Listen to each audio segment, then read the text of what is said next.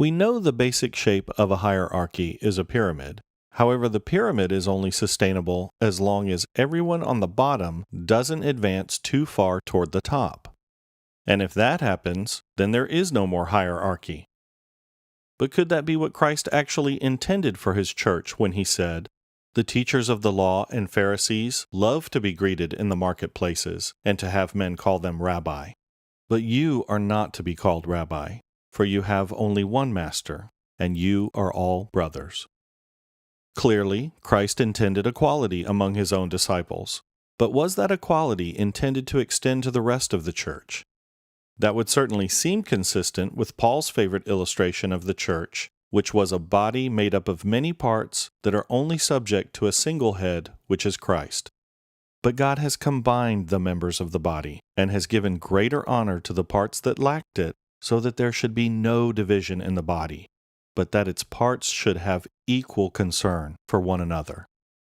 Logically, we simply cannot have equal concern for one another while occupying unequal positions.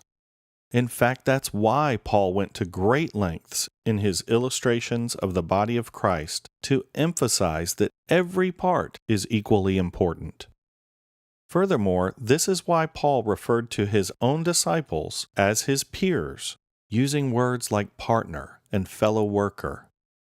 Also, when Paul and Peter wrote letters to the churches they planted, they appealed to the elders they had installed as a brother or a fellow elder, as an equal, not as a boss instructing his employees.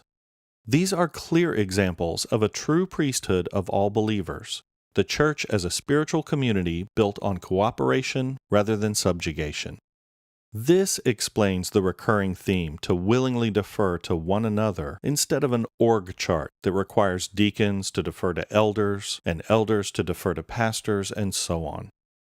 You see, without the equivalent of middle managers between us and our God, everyone in the church must be intentional to honor one another above yourselves, serve one another, be subject to one another, regard one another as more important than yourselves, and so on, or else the cooperation will simply break down.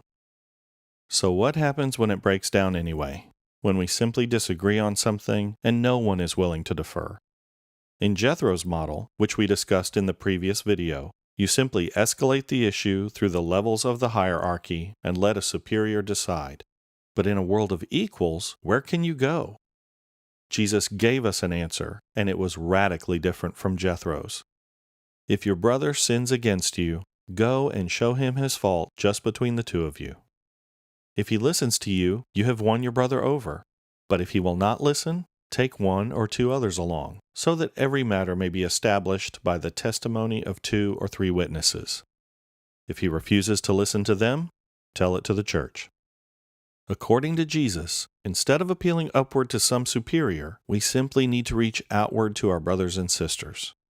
When saying this, Jesus was intentionally relocating the locus of spiritual authority from the upper ranks of any sort of hierarchy into the midst of a spiritual community. And that community would come to be known as his church.